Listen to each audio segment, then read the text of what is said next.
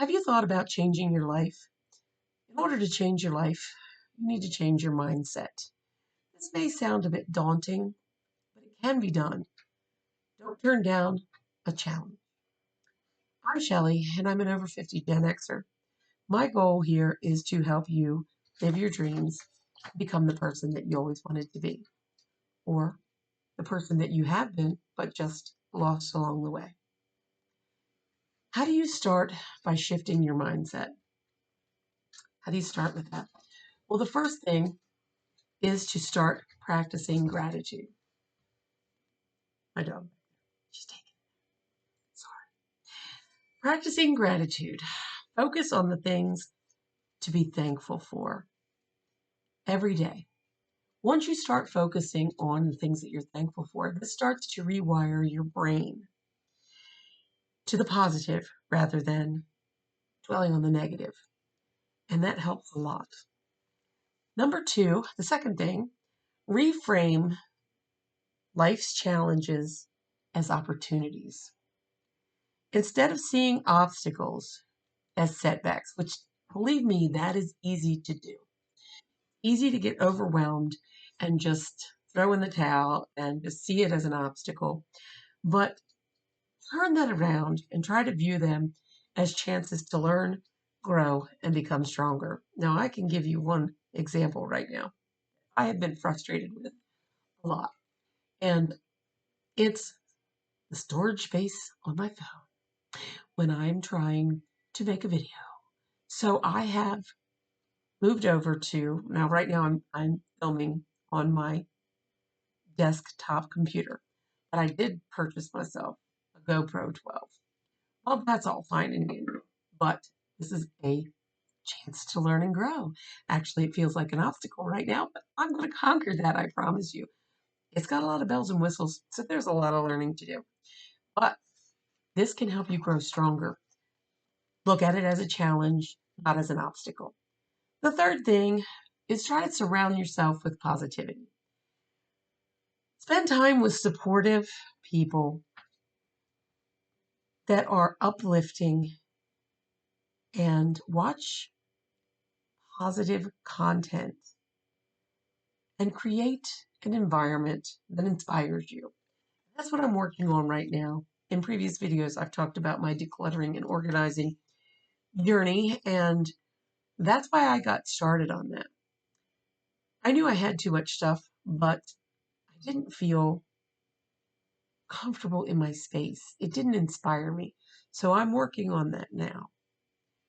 The next thing that I would suggest is adopt a growth mindset. Believe that abilities and intelligence can develop with effort, and treat your failures as a stepping stone, not dead ends. Honestly, I know this is difficult. I understand that. But it can be done. And we are resilient people. And I believe that you can do that. So the next thing I would say is let go of limiting beliefs. Think about the things that you think about during the day. Identify the ones that hold you back and replace them with empowering affirmations or truths. Self talk, basically, is what this is. Self talk like, I can't do that, or I'm too dumb, or who knows what you might think about yourself. There's so many things. I'm not worthy. It'll never happen to me. Good things don't happen to me. Try to replace those thoughts and those limiting beliefs with affirmations. I'm a good person. I can do this. Affirmations like that. The next thing, the seventh thing I want to talk about is challenge negative thoughts. Question your negative thoughts. Why do I think this way? Is it really true? And replace those thoughts with constructive, realistic alternatives. I'm stupid. No, I'm not stupid. I learned to do this. So maybe this is a little more difficult, but I can learn to do this. Replace it with realistic alternatives. 8, practice mindfulness. This is something that my dad taught me as a child. Mindfulness, I always thought it was morbid, to be honest, because he was very mindful of his time here on earth. Now, my dad is still alive, but when he was in his 20s, I was just a little girl, and he would say, well, you got to be mindful of your time and you got to be mindful of your goals. If you have goals, you got to remember you're only going to be on this earth probably for X amount of years. So that gives you this much time.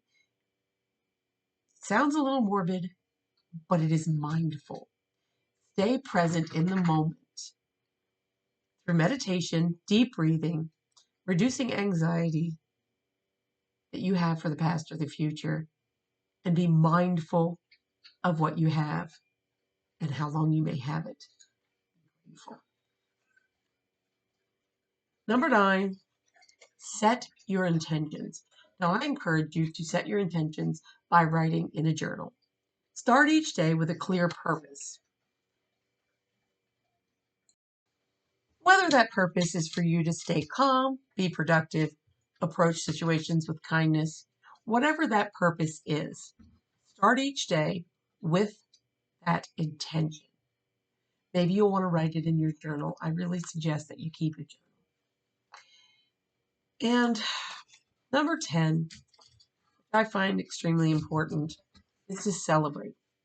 Celebrate the small wins, acknowledge and reward yourself for the progress that you make, no matter how small.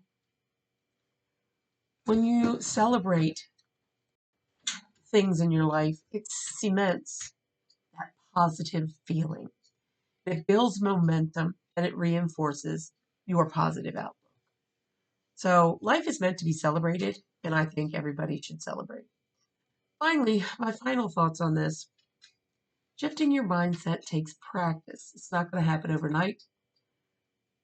But if you do small, consistent things, make small, consistent efforts, you can create profound changes over time. One little thing has a ripple effect and can change things for you. I know this from experience, and I believe that you can do it. This is a new year. This is a new you.